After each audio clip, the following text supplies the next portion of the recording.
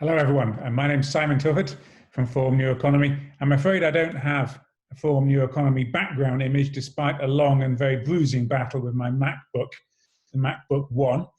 Welcome to the second session of the workshop, the title of which is On Crisis Moments and Paradigm Shifts. Will this pandemic derail globalization? So we're looking at the impact of what we're seeing on globalization and this sort of very intense sort of period of globalization that we have behind us. Now, since the outbreak, global trade has contracted dramatically as consumption and investment have shrunk, and lockdowns and travel restrictions have disrupted international supply chains and movements of people. There are good reasons to think that we're not going to simply revert quickly to business as usual once this pandemic is properly brought under control. Now, while the crisis has obviously demonstrated our interdependence and hence the need to work together, there's nothing like a pandemic to demonstrate that, but it's also exposed vulnerabilities, national vulnerabilities that governments will no doubt calculate they cannot ignore. So I think it's fair to say we're looking at a shift in the balance between national autonomy and globalization. That seems inevitable. But the real challenge is obviously how to achieve that while defending or strengthening multilateralism. After all, if we fail to do this, we risk opening the way for kind of right-wing populism and a period of damaging beggar thy neighbor economic nationalism and even open conflict. We're in quite febrile times. I think the tensions that we see between the US and China in particular are of great concern. Now, I think one of the good things about virtual workshops is the quality of the participants. People don't have to travel, and hence they don't have to expend anywhere near as much time speaking at a conference. So getting Ian Goldin, Harold James, Laurence Tubiana, and Pascal Lamy in the same room to discuss the future of globalization would, in normal circumstances, be pretty tricky. I don't think any of them need any introduction. You also have their biographies anyway. Is Laurence online yet? I see that Harold, Ian, and Pascal are online. Is Laurence with us yet?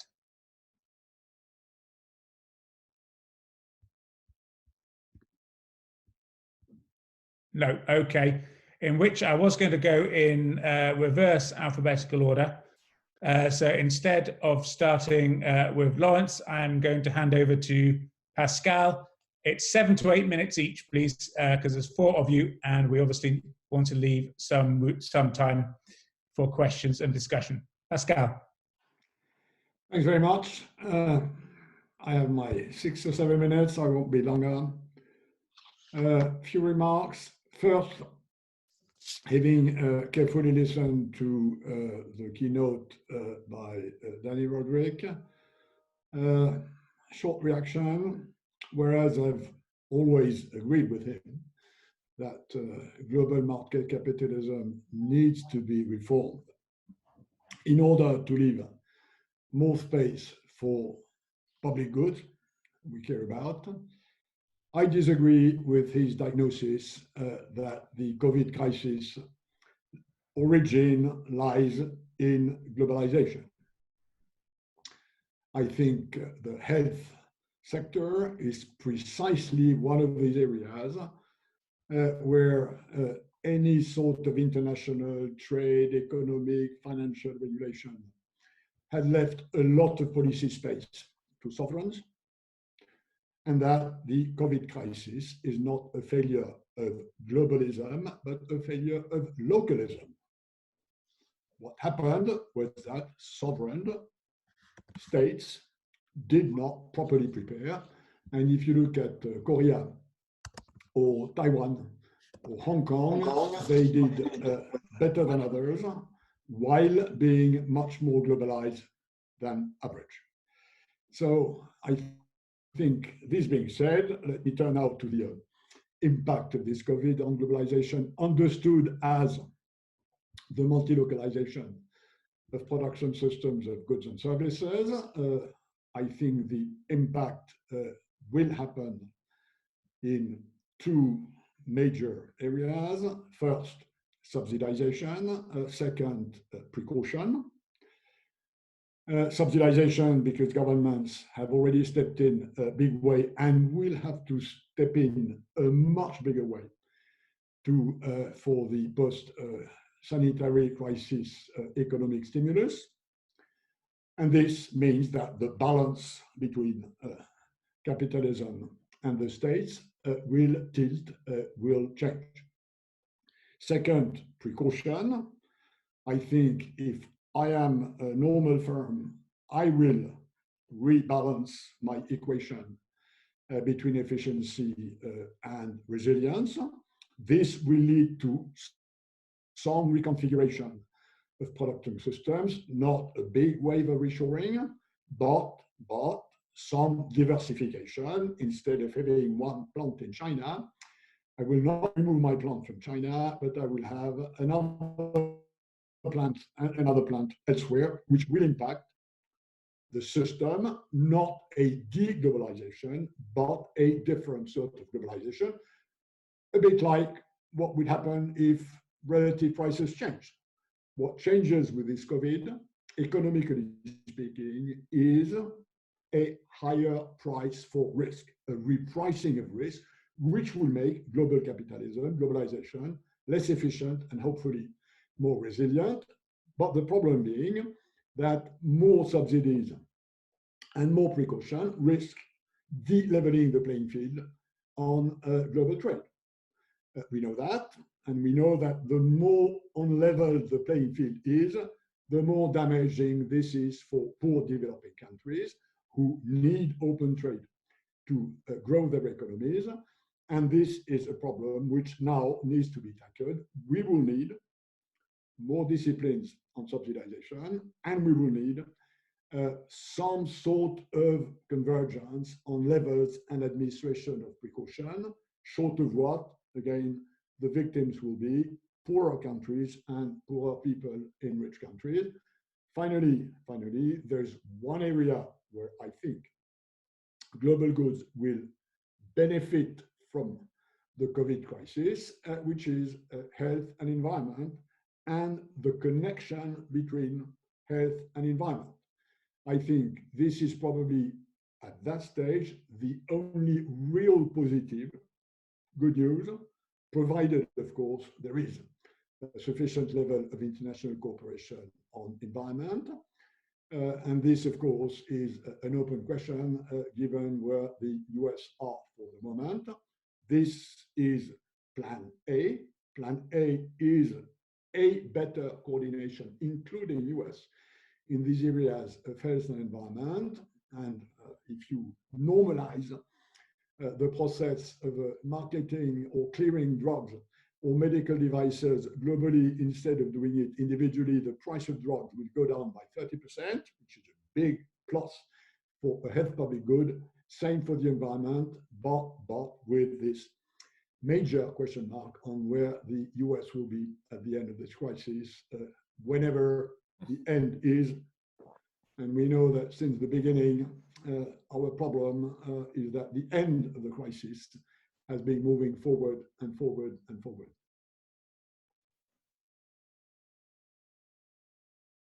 Thank you very much, Pascal. Laurence, would you like to come in now, please? Yes, thank you, Simon. I was asked to speak about the connection between climate action, climate policy, and the global framework and the crisis.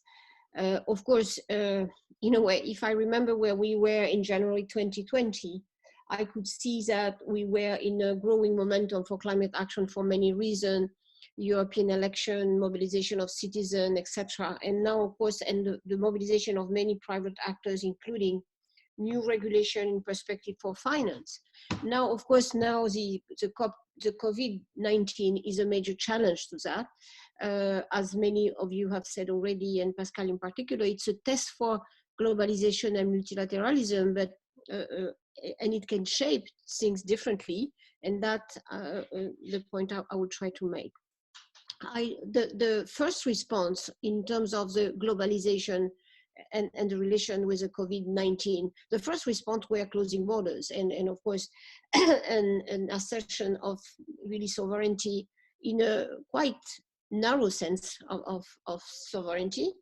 Like we close borders, we stockpile medical supplies, we just, or in some cases, just ignoring the science and the facts, in particular in the traditional populist mindset. But these trends are largely changing again. And now there is more focus since the beginning of the crisis, I feel, with more solidarity, cooperation, and alignment in approaches. And in a way, the global governance system is still the last resort we turn to address this crisis. And I think that the G20 finance minister communique at the end and the G7 one was interesting to see that the idea of cooperation and sustainability were very high on the communique, even including the US and Brazil and others. So the second element is the supply chain. We know, of course, and how much dependency and interdependency finally, because they finally become more visible, they are there. Of course, the disruption makes them more visible.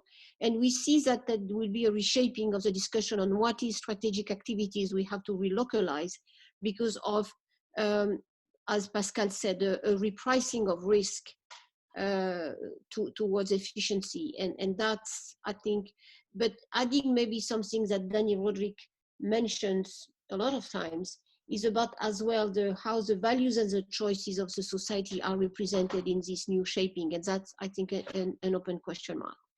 Where I would like to develop a little bit more, but very shortly as well, is that both the challenge and the opportunities, if I may say so, even if I am prudent on the opportunity point, that the challenges that the climate action is facing, and in particular, of course, the concern that everything is, and legitimately so, focused on the economic, the supply side crisis, and the social crisis that is embedded with it, that the climate efforts are now pushed back on the side. And I see many signals, even if some optimist economists are trying to see that maybe in the recovery phase, we could effectively see a move to transformation and support and investment into a green sector or sustainable sector, as we would like to call them.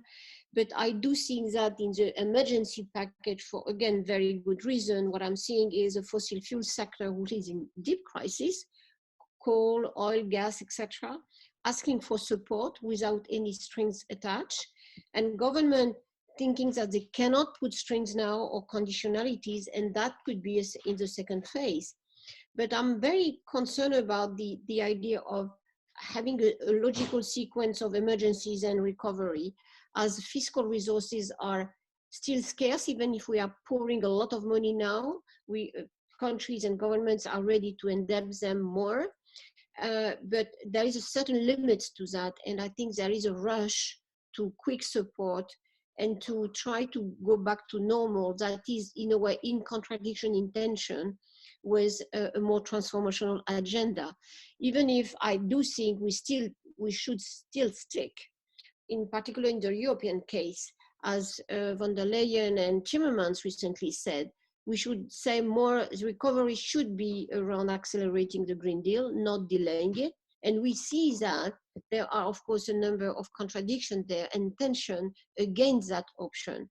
So I see, it's interesting to see that finally es ist aber interessant zu sehen, dass der alte Sektor to get aid, state aid, and that, of course, governments are rushing to give them because of the employment issue, whereas the more modern side of the economy are not given aid for the moment, and are, in a way, are not supported for the moment in the short term. So the trade-off between the future economy and the ways that innovation in particular and transformation will be supported by all these packages or not, will define a lot what will be the trend and the potential growth of Europe in particular, but many other countries. And we see, to finalize that, that the discussion is going on in many countries. I see the ambiguity of the China recovery package, going from one side we put more coal and then we want to do green investment,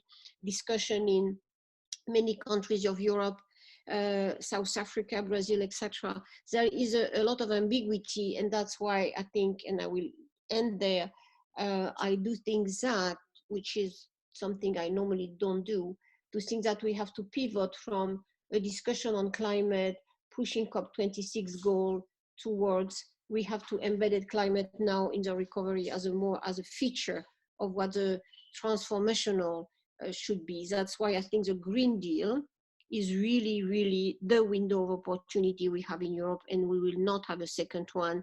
It translates into what kind of resources EU can deliver and can have and can collect. It's about, is an acceptance that we can borrow for on a very, very long period to make this Green Deal happen.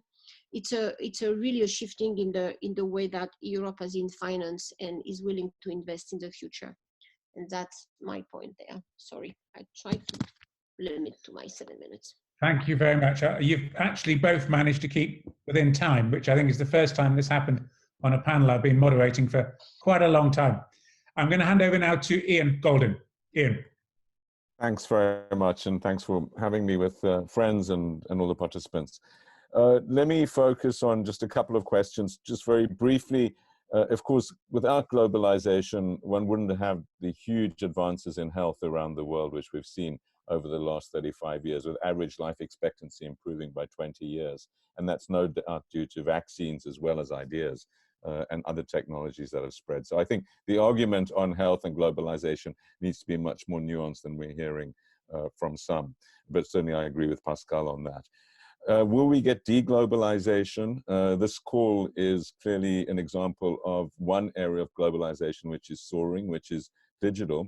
But I would argue that supply chains had reached peak globalization last year and were likely to decline anyway for the reasons Pascal has outlined, but also because of technology. I think automation, 3D printing, robotics, combined with customization, just-in-time delivery, and nationalism and protectionism, were all conspiring together to bring production back home near markets, big markets. And of course, you're not going to have just-in-time delivery from the other side of the world or customization.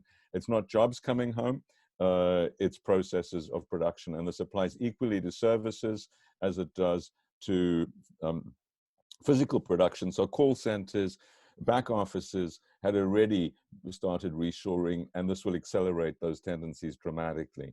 I think investment will actually accelerate around the world, particularly public sector investment. There's going to have to be a massive bailout. I'm one of those calling for a $2.5 trillion bailout for debt. And also there's going to have to be rescue packages for over 100 countries.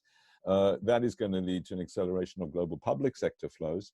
But of course, there'll be an acceleration of private sector flows through mergers and acquisitions and other opportunities that we're going to see dramatically rising.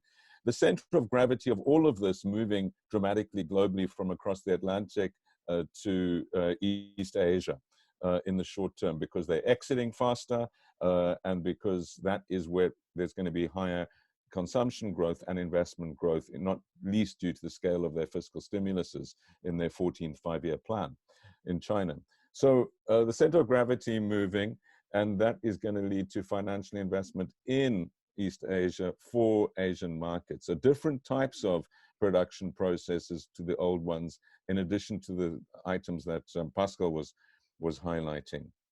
I think travel and tourism is the most problematic, and that is going to have a slower recovery. But what we will see is a move from business to tourism travel, and I think we will see a rebound on that as soon as the circumstances allow. All of this is going to be pretty disastrous for development, and I think what we're living through is the biggest development disaster of our lifetimes. Those of us that care about development, I think will see many more people suffering from the side effects of COVID-19 to actually the medical emergency itself. Hunger, starvation, loss of incomes, and opportunities. And a big question in my mind is how Africa is going to emerge from this.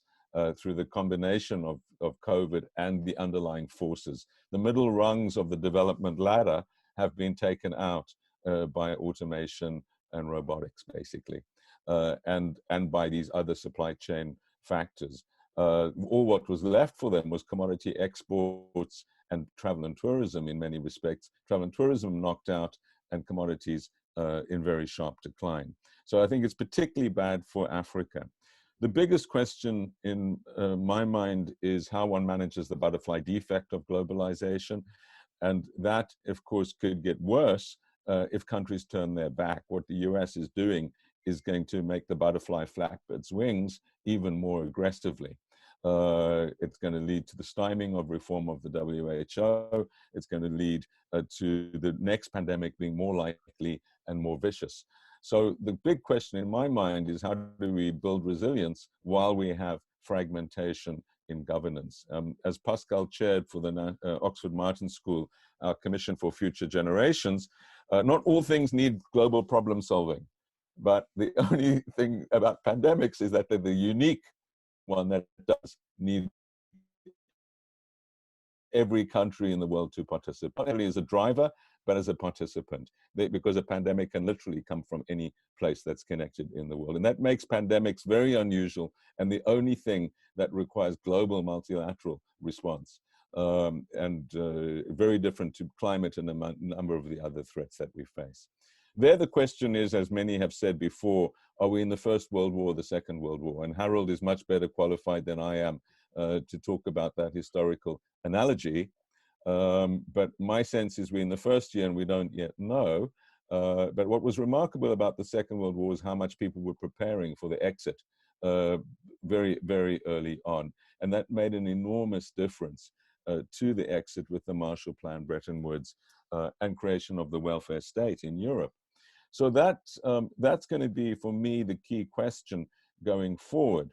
On how this relates to other agendas, one of the most worrying things about the collapse in oil prices is, of course, that it makes oil more competitive and climate incentives reduce. Now, I absolutely agree with Laurence that this is going to be the chance for a Green New Deal around the world.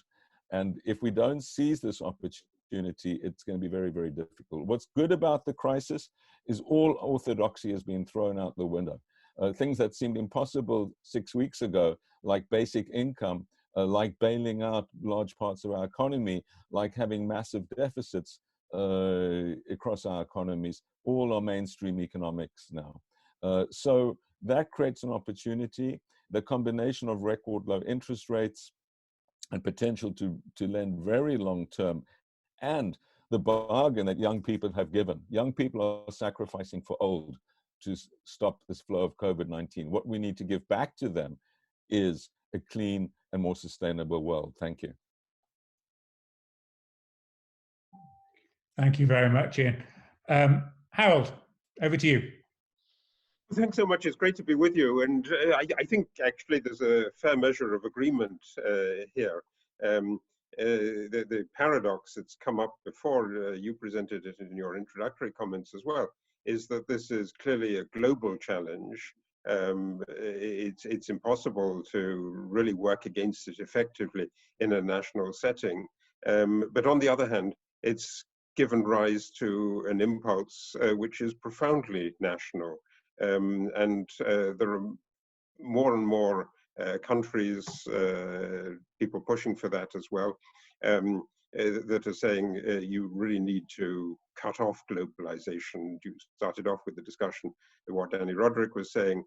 Peter Navarro, perhaps predictably, came out with exactly that kind of comment, that globalization is the original sin that produced the coronavirus. And so what you need to do in order to stop it happening again is to cut off globalization altogether. And we're having this discussion the day after the President of the United States tweeted that he was going to suspend immigration for apparently indefinite period of time. So a core bit of the story of globalization was migration.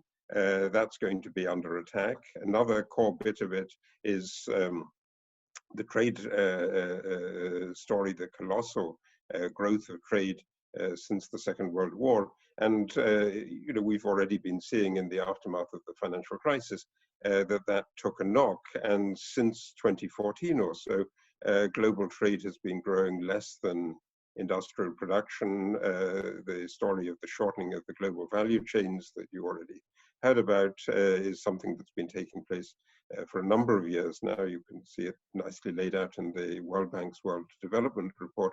And so, you know, already before the Corona crisis, we were going into a phase which many people call slowbalization, globalization slowing down. And what it looks as if the Corona crisis has done is to radicalize that and to push us into nobilization, where we're just cutting off any kind of linkage. And you have this, I think, in particular in the discussion, you know, what the G20 says, that you should resist this, and what it does is a different story. That's often the case with well-intended international meetings, that they say one thing, but they do other things. Almost every G20 country Fast bei allen G20-Ländern Exportrestriktionen auf die eine oder andere Art. Vor allem für wichtige Güter und Dienstleistungen, die für medizinische Eingriffe erforderlich sind. Das ist eine Reaktion auf ein verständliches Problem. Denn wir haben festgestellt im Zuge dieser Krise, und viele wussten das aber auch schon vor der Corona-Krise, aber nachher haben wir halt eben festgestellt, dass über 90% der amerikanischen Antibiotika in China hergestellt werden.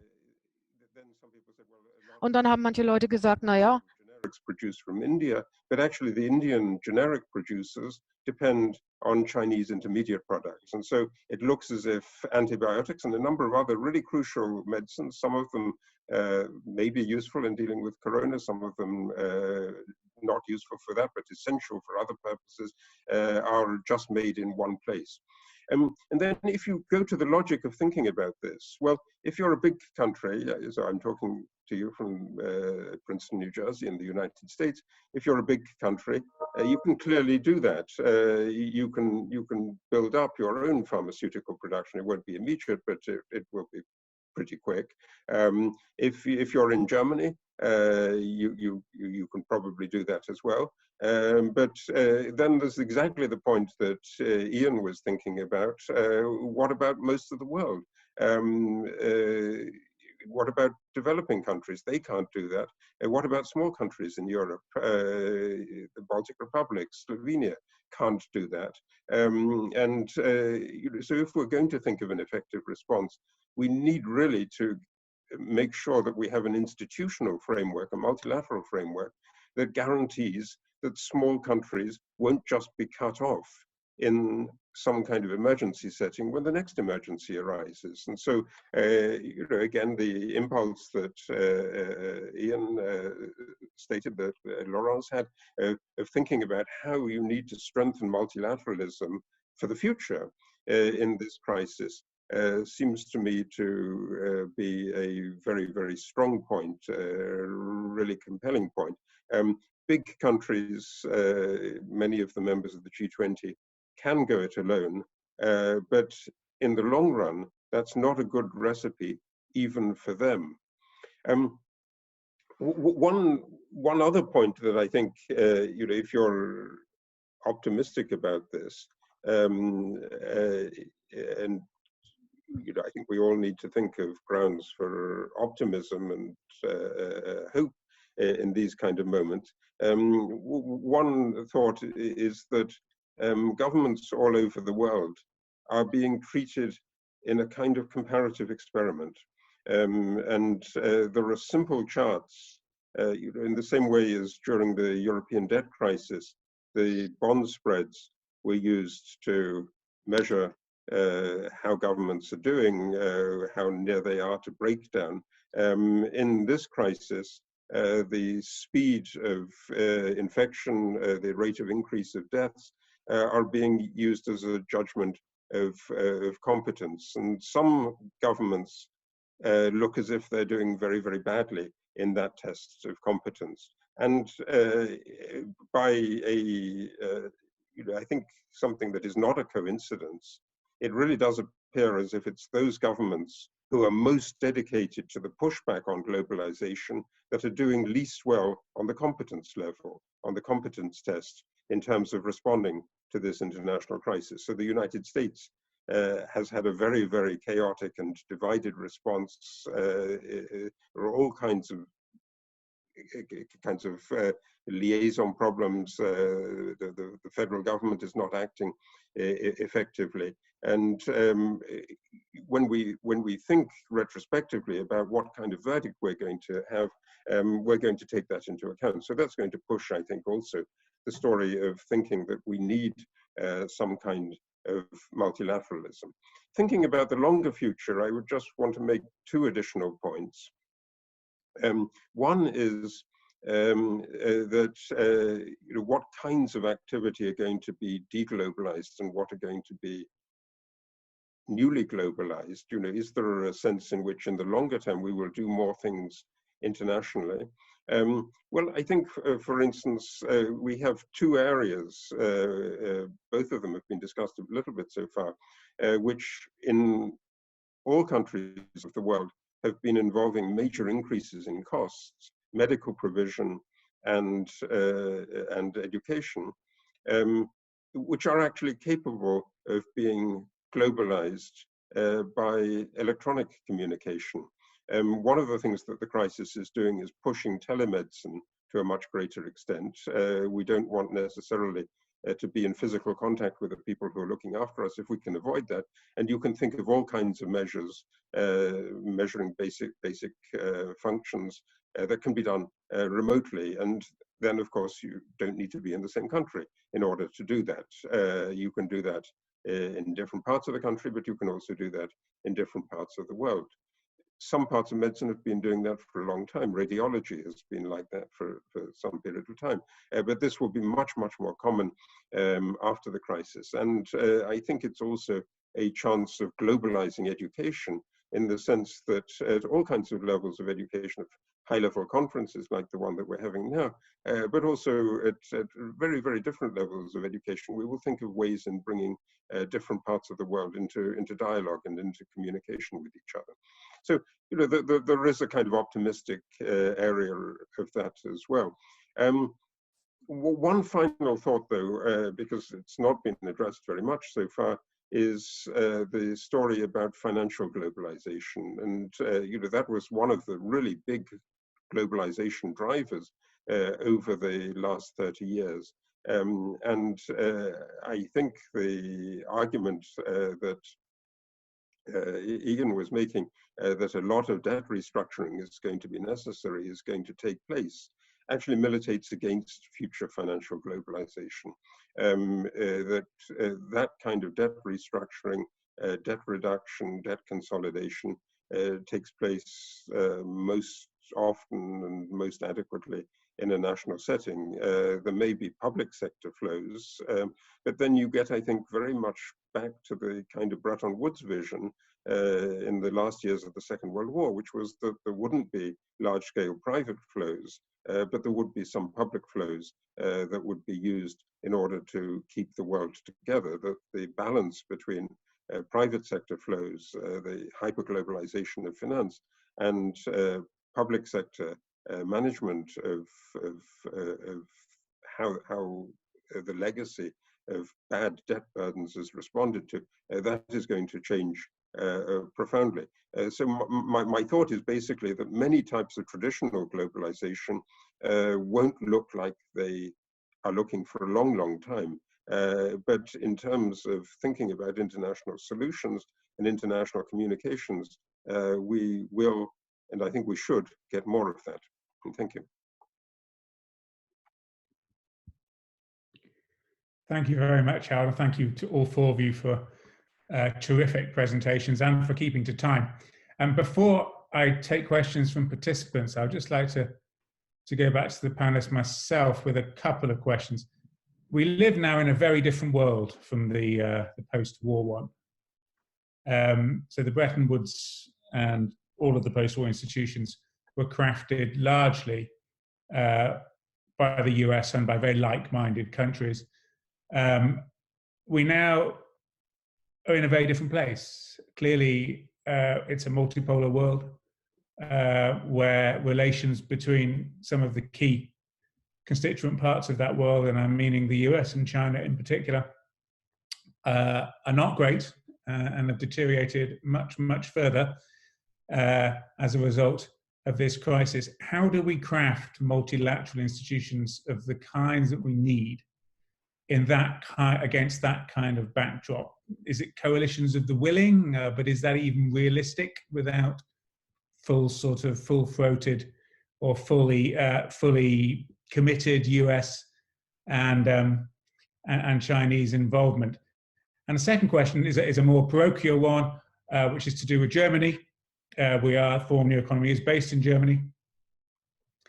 Now, this country has plenty of fiscal firepower, much more firepower than most other European countries, certainly more than other big members of the Eurozone. But it's also a very export-focused economy, extremely so, and has been one of the biggest winners from globalization, and particularly the integration of East Asia into the global economy over the last 20, 25 years. Is there a risk that we're underestimating Germany's vulnerability? And if so, what kind of things should the Germans be doing? And I would like to go back to the panelists in maybe reverse order. Harold, would you like to kick off? Oh, sure. I mean, I think that those are actually two not unrelated questions. That the sense was that the 1945 order was made by the United States and maybe with the UK playing a kind of supporting role. And it was done really effectively because there was one country that could do that. I mean, that was the kind of lesson that we were all brought up with. And, you know, we're clearly not in that world anymore. And I think if you think of how multilateralism has to be constructed in the future, it has to, first of all, deal with the question of the United States and China. If that relationship breaks down, and it is clearly breaking down, then that's very, very threatening, and it's going to impede all kinds of institutions. You've seen that in WTO debates, you've seen that in the new debates about the World Health Organization, but you will see that elsewhere as well. And so, you know, that raises the question then, what can Europe do about that? Europe has an interest in getting this to work properly. What can the poorer world do? What can Africa do? What can South America do? I mean, I think multilateralism has to be decentered. And I think it also has to be moved away from the dominance of the big countries. That's one of the reasons that I think, you know, after the story of the global financial crisis, everybody looked at the G20, and the G20 became the center of world multilateralism. But the G20 is actually the wrong format for this. We need more inclusive organizations, and we need institutions that really represent also small countries that are vulnerable, but are really incredibly powerful policy contributors. You know, if you think of models of how to do things, you know, everybody, maybe it's a bit exaggerated, maybe we will find things that are wrong with it, but everybody at the moment is looking to New Zealand as the model of how to deal successfully with the corona crisis. So small countries can play a role. You know, I think that is very much in terms of the story of what Germany can do, what Germany should do. Germany for a long time was really a key exponent of the principle of multilateralism. You know, we grew up with, there was a word, Genscherism, that was about this, you know, from the long-standing German foreign minister. You know, you're also right that Germany was really vulnerable going into this new crisis. You could see all kinds of vulnerabilities. The position of the automobile industry is obviously a big one. You know, in the current crisis, it's really striking. If you look at the a couple of days ago, the IMF released these figures on the extent of the fiscal stimulus. There are two countries that have done more in terms of fiscal stimulus than other countries. One is Germany, the other is Italy. That's kind of interesting. It's what Germany should be doing, and clearly they've got the firepower at the moment to do that, and to some extent they're deploying it. But I think the story of Germany's commitment to multilateralism is really the one that is historically important, and that I think needs emphasizing. So it needs emphasizing in a European context, but it also very, very importantly needs emphasizing in terms of this big balance of the world, of the relations between the big global players. Thank you, Howard. Ian, would you like to come back in now? Yeah, thank you. I think just on these two questions, my own sense is that we really have to start from where we are. And if the answer to that is the US is not at the table, then we cannot say, well, then therefore we cannot lay the table. We have to proceed from where we are and make every incentive and make every effort for the US to come to the table. But we cannot be, these problems are too important to be delayed. The problem of not only how to get through this crisis we're in, but how to stop the next one, which could be even worse, from a pandemic or climate change or antibiotic resistance or any of the other threats that we face as a common humanity. And so to me, the fact that it's true that we're no longer in a unipolar world or whatever is just a description. It's not an excuse. And what does that mean? It means that we have to think about other key players. And who are they? Well, China and Europe have to be at the table. There's no problem I can think of which can be addressed without those two players working together. And that means that alliance and how one builds that alliance is absolutely the central question facing multilateralism today. If they came to the table in a way that was participative with other key players like India, like Nigeria, like Mexico, like South Africa, and a few others, my sense is one's beginning to build an alliance which is sufficiently credible. And of course, you have to include not only the actors, but the acted upon, the victims, if you want, and there are many of them. But you don't have to include all of them. We have to get beyond unanimity to constituency politics, and we have to, in that process also, and I encourage you, if you haven't, to read the report that Pascal shared, because he's too modest to advertise it, but on the Oxford Martin School website, the Oxford Martin Commission for Future Generations, now for the long term. And we go through each of the big problems: climate, pandemics, Piot was on the commission, antibiotic resistance and others. Laurence, you were involved in this too. And basically say what critical mass of 20% of the actors can provide 80% of the solution. And in many cases, it's a handful of countries. In many cases, it's companies. In many cases, it's cities. In the US, it's states. And even on climate change, you could have a coalition of cities and states and companies which would account for 80% of emissions in the US that would agree with the Paris ambitions. And that's, my sense, is how we're going to have to move forward. We're going to have much more variable geometry. We're going to have to work and not allow the blockage by a key player to be an obstacle to creating what we want. They will come to the party eventually. On pandemics, they have to come to the party. Their scientists will come to the party long before the government comes to the party, and many states will, as we've seen. But we need to think and act in new ways. So it is coalitions of the willing, but it's not only governments. And we really got to think of the problem and which coalition is needed to fix the problem. And unfortunately, with pandemics, it's everyone, but everyone can have the US as a late participant. On Germany, yes, it was the big winner. It is very vulnerable. what's kept Germany competitive and what's kept Germany at the heart of globalization is this pact it has with Southern Europe. This pact of solidarity, which comes to the heart of what Europe is about and the European Union. And without that, Germany would have a DMark which was uncompetitive, and it would be a shadow of what it is today through trade with Europe and with the rest of the world. And so I think what it has to learn from this, with this crisis, is that solidarity in Europe is the absolutely key question. Is it able to support Italy in ways that it has not yet? Is it able to support the countries that are poorer than it? Is it able to support the euro in Italy, close the spread on Italian bonds, which have gone too high with its commitment?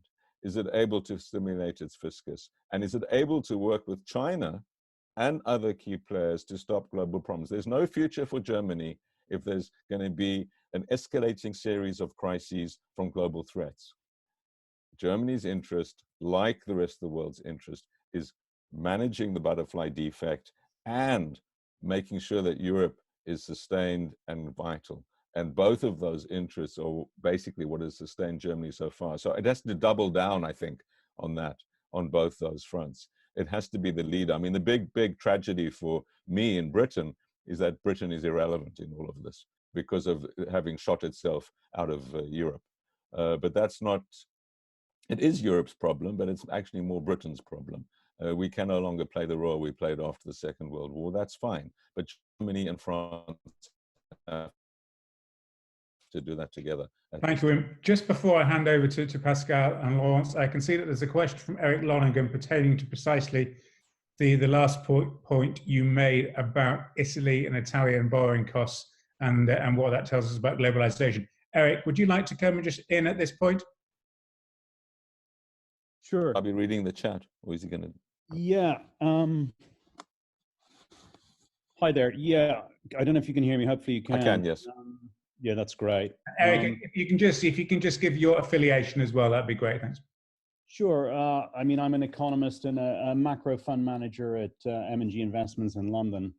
I guess, you know, watching markets at the moment, I am very concerned by the fact that even after the reversal by the ECB, after Christine Lagarde's initial error, Italian bond yields have started to rise again. And they are behaving like risk assets. And, you know, I think, Ian, you raised the point earlier, which I think is critically important, that one of the reasons we are flexible as developed economies to run very, very large deficits currently is the fact that our bond yields are very significantly below our trend nominal GDP growth rates. So we really have no budget constraint, certainly if you look at where real yields are. But if you look at the Italian case, it looks like there is a budget constraint, and if the way markets are behaving, it's imminent. So it does, you know, I'm worried that we have the risk, much as we got the kind of echo of the financial crisis was a euro crisis, that the echo of the corona crisis is a euro crisis. And that could be the greatest threat to globalization, because that's deep and profound. And I suppose just related to that is, it seems to me actually the German fiscal policy has been vindicated by this. So I fully expect Germany to come out of this saying this is precisely why in the good times you should run large surpluses and repay your debt, because you then have the flexibility to respond in the shocks that come from the blue. So the idea that Germany at this point would then capitulate to saying, no, actually, we'll go to the conventional global position on fiscal policy just seems to me to be very, very low probability. Can I come back quickly, Simon? Yeah. I think your point is are very well made. The only and those spreads have to be closed, and they can be closed. I mean, I think a few more statements from Christine Lagarde saying, you know, which are more clear on this. With an unlimited guarantee from the ECB, with Germany standing behind that, would close the spreads. It's the sense of uncertainty in the market that leads to those spreads, and that can be closed out by proper messaging. So the broader point about is the euro at risk? And you know, all central bankers basically, the mantra of central bankers is you've got to prepare for the, it's the household. You've got to prepare for the bad times by saving in the good times. And that's the mantra of the central banks. And it's been proved effective to a point. But these are the bad times. These are the times where you dig into that storehouse that you've got and you get out the seeds and you plant them, or you get out the grain and you get out the money. And so I think, yes, that has been proved effective. That's the euro. The reason the euro spreads, the euro is trading low, apart from Italy. But it doesn't mean that that you therefore shouldn't have a massive fiscal boost at this point. To me at all. The bigger problem on the fiscal boost is that both supply and demand are broken. So it risks being inflationary or counterproductive. But that's a sort of separate question of what do you do with the money if you're going to make the money. Can it be effective? It's a separate question, I think, to the one about that necessarily would blow your credibility. I think one can do it in a way that says, these are exceptional times, we're taking exceptional measures. We will return to our normal habitual prudence as soon as these exceptional times are over. And I think that is a credible position. Thank you, Ian. Pascal, so three things, and I'll come back in a second now. So multilateral institutions in a time of considerable tension between the big poles in the world. Germany, and has it paid a price, or is it going to pay a price for the scale of its internationalism, its export successes? And does Europe pose a threat to globalization? Well, my answer will be very simple and very much in line with what Harold and Jan have said. My assumption is that this US-China rivalry is there to stay for the next 30 years. There will be ups and downs. It's going to be more or less well managed on both sides, but it will remain. So any chance of serious reconstruction of a multilateral system, not the same as the one that took place in the 50s, but a new one, needs the European Union in this relationship. And this is an open question. Today, EU is a weak geopolitical animal confronted with two big, the caricaturists say it's a herbivore between two carnivores. And there is a part of geopolitical reality in this. So the solution, if you want to keep the multilateral system with institutions, with treaties, with rules, with discipline, you need a stronger EU. And this is today a German question.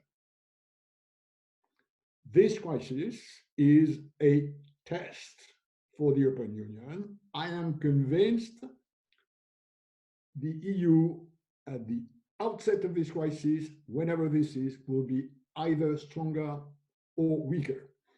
And the answer to this question is in Berlin. So it's not a question of whether Germany is or not for internationalism, it's whether Germany this time is for Europeanism. This is the main question, and the answer will be given in the next days, weeks, and maybe months. Now, this is plan A. We also need a plan B.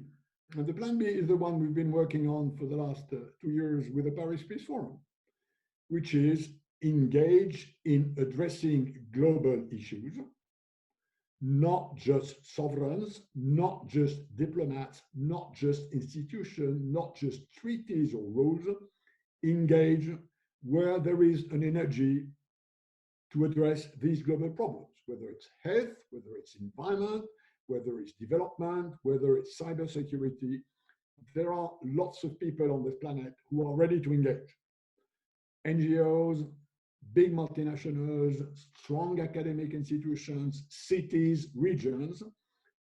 There is a need to diversify global governance from its state-driven international organization, inter/national system.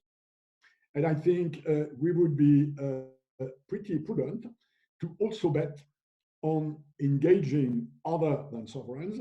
And that's what we are trying to do with Peace Forum, including, by the way, this year, with a very sort of a post-COVID imagination session mid-November. But I think also one way which we should go, and it, in a way, leaves more open space for cooperation, for engagement.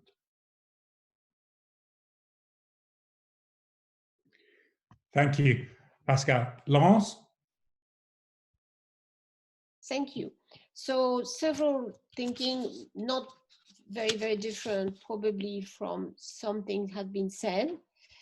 I do think that there is a question about the construction, the new construction or the evolution of the global system, given that we have lived through two systems built on the hegemony theory.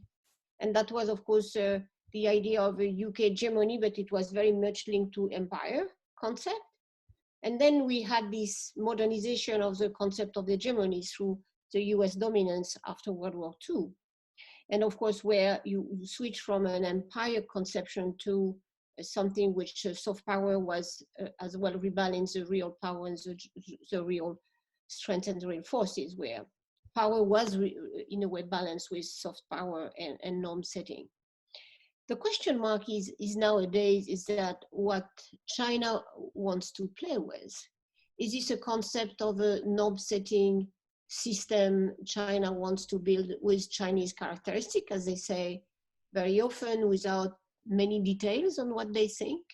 Or it is more a thinking of a modernization of a sort of empire, like you have the center and you have periphery?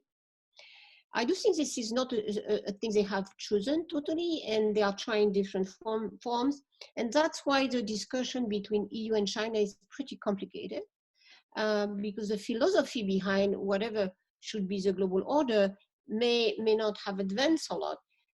When you discuss with, I don't have so much time, but when you discuss with Chinese academics on the governance, on the global governance, they still see the question of establishment of China dominance as the key issue, more than thinking systemically. So that's one. That's why I think it's difficult for Europe to just set the tone, or at least engage in a real conversation about the global governance system.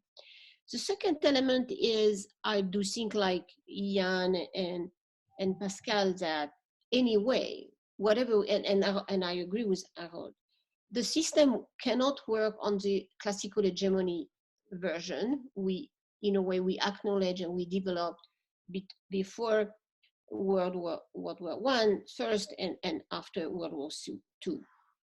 And that is that I think the smaller countries, and we see that in many, many issues, are counting, and particularly the pandemic case, Jan knows that by heart. You know, the weakest link is may rely at the end of the day in COVID-19 in the smaller country as well.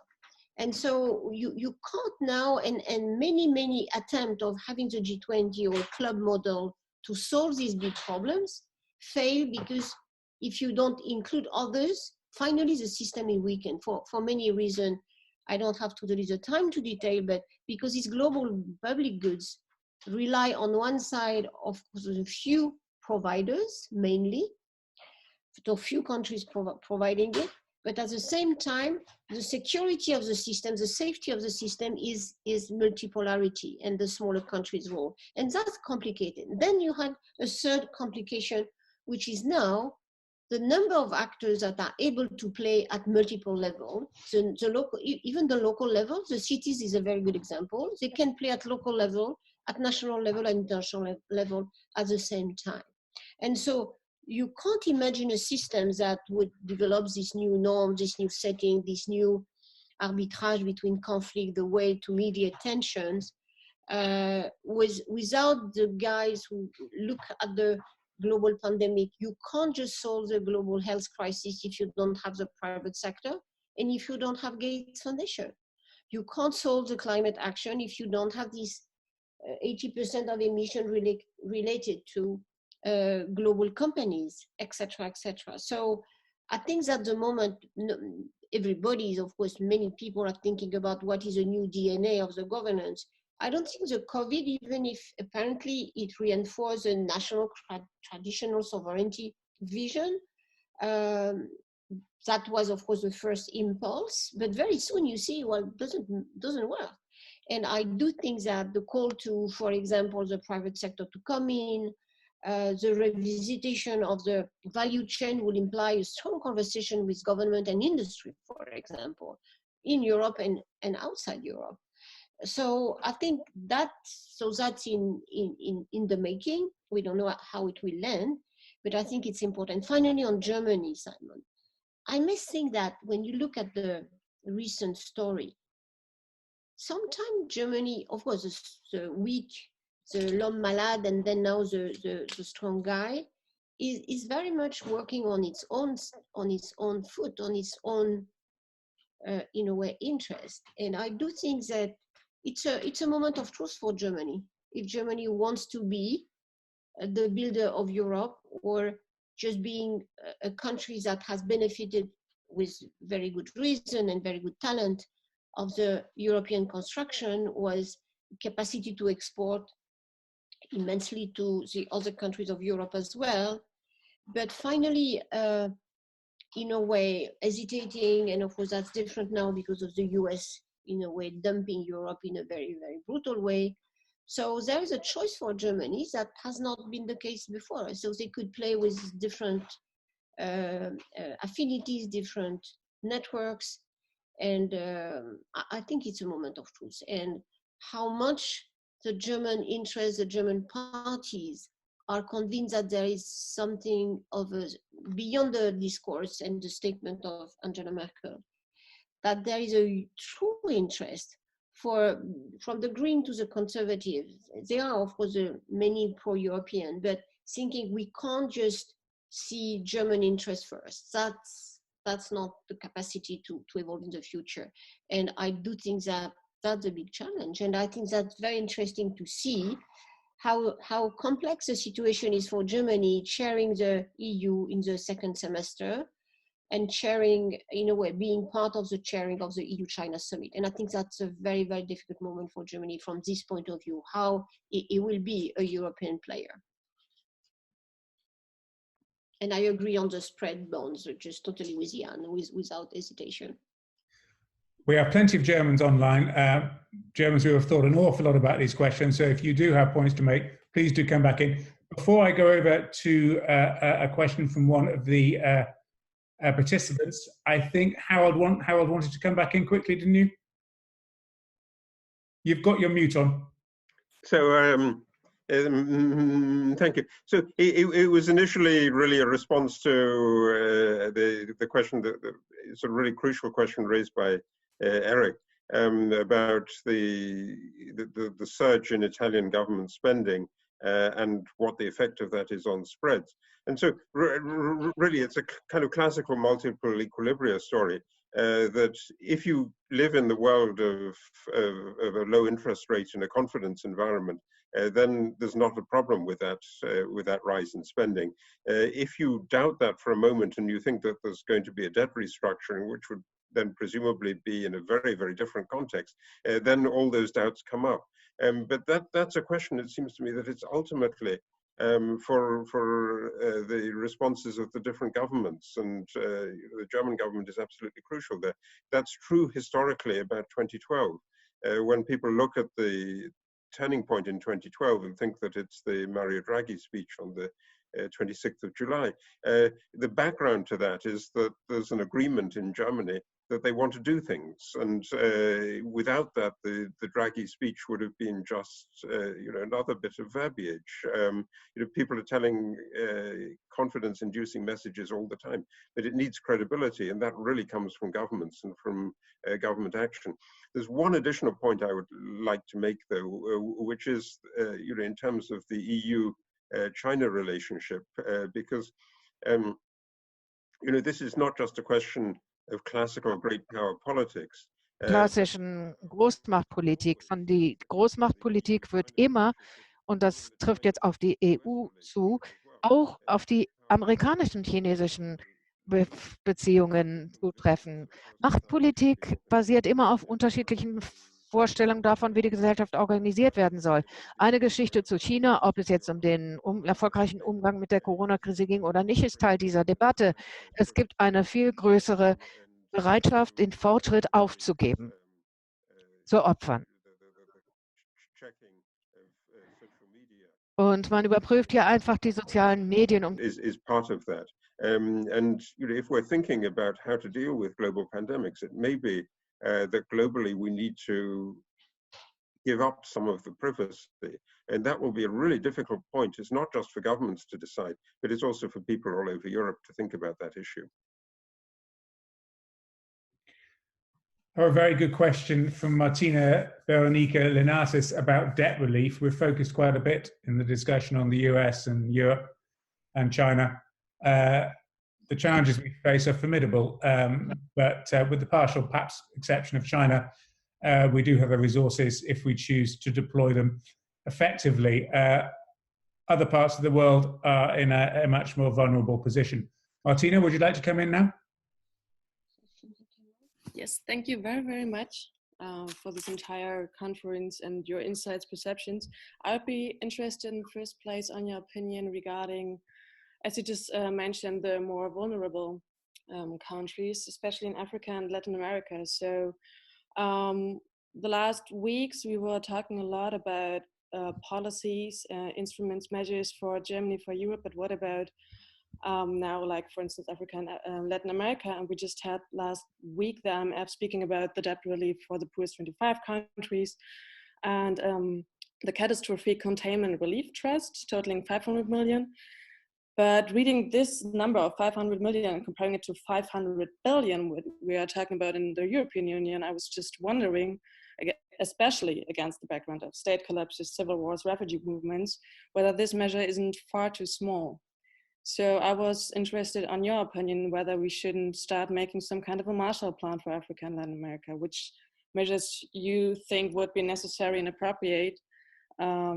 Also, if you have thoughts on that, by which coalition should these be forward and when would be actually the moment to step in? Laurence, would you like to come in now? Yeah, I can. Of course, that's I'm unmuted.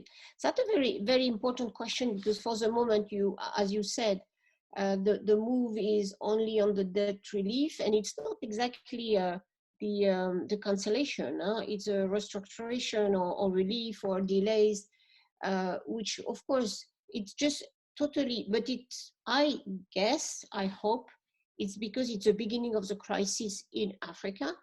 And in some countries in Latin America, even if now it's much more severe in Latin America already than it is in Africa. But you see, for example, just the social unrest in Nigeria, in many countries. We are just at the beginning of this big crisis. And of course, I understand that the first reaction of IMF and Macron and others to say, look, we have to tackle this issue of debt is just a first response. It can't stay there.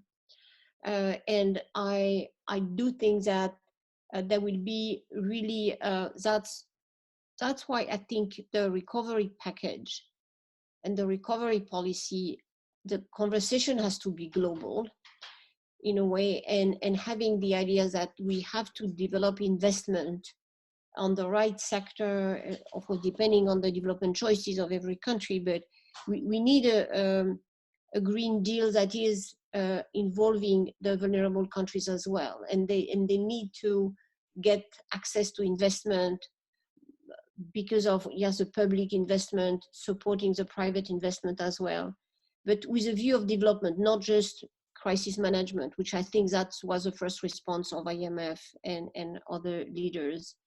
So my hope is that we are just beginning the discussion, and of course that should the different development banks, and by the way, that would be, in my view, when I listening to Pascal and the idea that the Peace Forum could play a role in November, That would probably be what kind of Green Deal collectively we can develop at what level, with a particular focus on the weakest countries that should not be let down. So I think that would be, I haven't talked about that to Pascal, but I'm sure he would share that.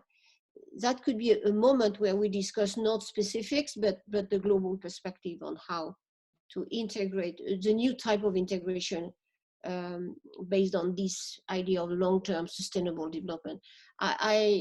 So that's my point. But the debt relief is really just the beginning. Pascal, would you like to come in on this? Yes, I will. First,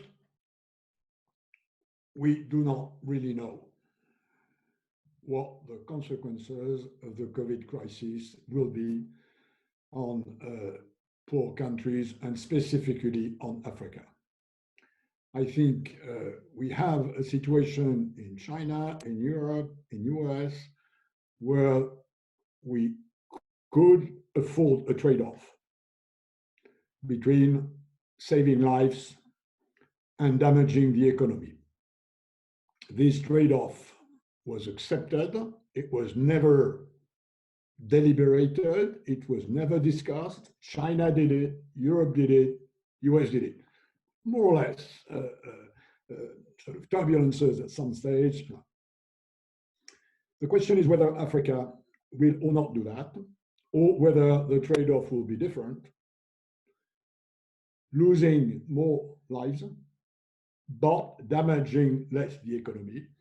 And let's remember that the African economy, contrary to many conventional wisdoms, is first and foremost powered by domestic consumption, not just by exports of oil or minerals. So this is a big problem. I have to take many precautions to talk about this because it is something which is extremely sensitive, but I think we have to have this in mind. Second, yes, we will have to step in, and the question is, whose balance sheet do you deploy if you need buckets of money for Africa the way we needed it, China needed it, EU needs it, US needs it. There is one constituency that is the normal player into this, which is development banks, World Bank, the IMF as debt restructuring, regional developments. So there is a possibility of mobilizing balance sheets which are not African balance sheets, although countries like Nigeria, South Africa, or even Kenya have a balance sheet that allows to borrow. And the question is, at what rate? So this is an issue which is ahead of us. And to answer precisely Laurence's question about what do we do with the Paris Peace Forum on this, I will announce as the chair of the Paris Peace Forum, but they should not go public too much before that, next week, that there will be, during the Paris Peace Forum this time, which we will rearrange, partly presential, as we say, partly virtual, this will be the occasion to organize the first World Summit of Development Banks, which will be focused on the treatment of the post-COVID crisis. Thank you, Pascal. I'm sure that Ian and Howard have things to say on this, but I can just see another question put by one of the participants, Mark Saxer, and I would just like to bring him in very quickly. Then maybe the two of you can address these points. And if you want to then add something on the debt question, please do. Mark. Well, thanks a lot. I mean, I think there's more or less a consensus that there are a lot of economic reasons which lead to globalization or no globalization. And I think you also have emphasized the geopolitical factors, which I would accentuate a bit more. I think we already see in East Asia a lot of decoupling happening. We already see that, especially in the tech sector, decoupling is happening. And I think we've seen, for instance, in the 5G debate, how strong the US pressure is for decoupling, and I think COVID is going to accelerate that. So if we look into the future, how could this new global economy look like? I think there is a perspective that this would organize around geo-economic blocks. And if that could be the case, then there are three strategic questions, and I would be interested to hear your answers on that. Number one, is Europe going to be one of these blocks? Are we going to be sovereign? I think tech sovereignty is already an issue. Will we be able to hold up? Second, you've been talking about multilateralism. How does multilateralism work in a world that is organized in blocks? That's a different concept from the liberal world order. And third, for the German economists, maybe, you know, that means for export countries like Germany that we have to change our business model, which I guess will have to focus much more on the European market. How could that look like?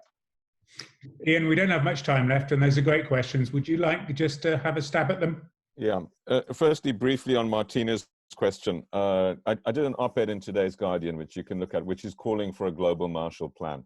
I think that we do have enough information. Already, over half the African countries have locked down economically, even though they're only expecting the medical peak in September.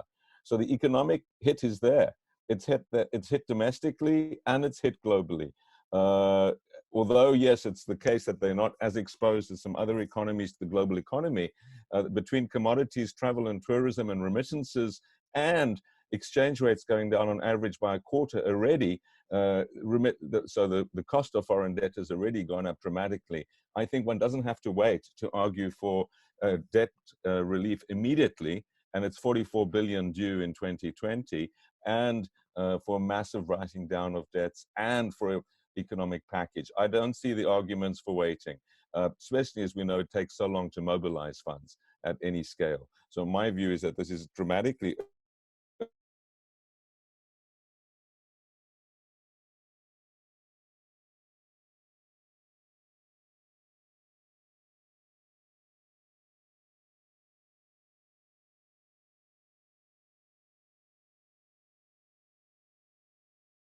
on one hand. The question for Mark, Europe sovereign multilateral blocks. You know, there was multilateralism when the world had blocks. There were big blocks until 1989, very big blocks, Cold War blocks and other blocks. So we've been there before, and multilateralism operated in that world.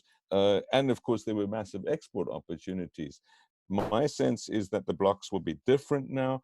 And I do think that there's a huge center of gravity shift to Asia, which will be accelerated by this. So my view is that Germany, Europe, needs to double down on that. It already has been increasing dramatically its trade with the region, but that'll have to happen. A big question, of course, is India going forward, and particularly how quickly it comes out of this crisis.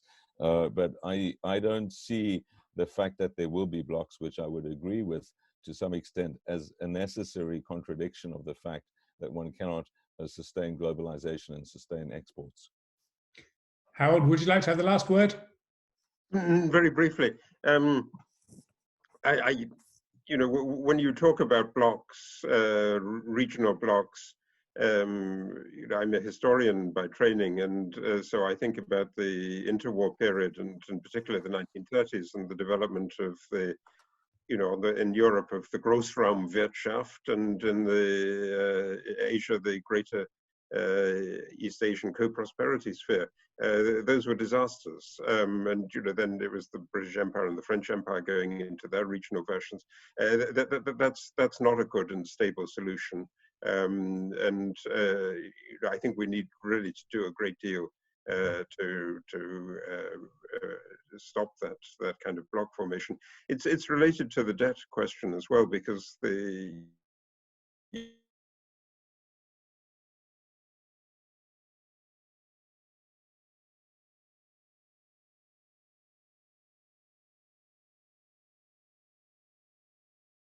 clearly debt of a major creditor.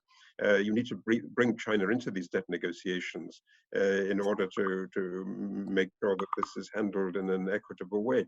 And a debt negotiation that doesn't take place without a Chinese involvement is not going to be an adequate solution.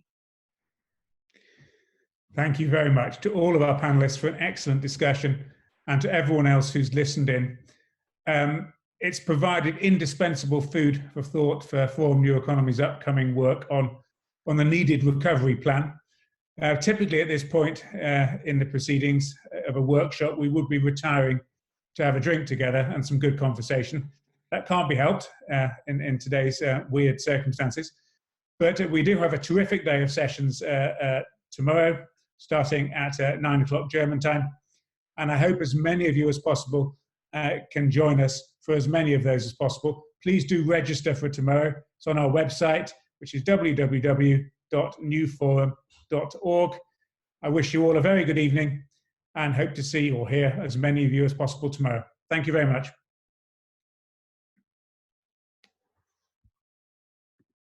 Thank you all.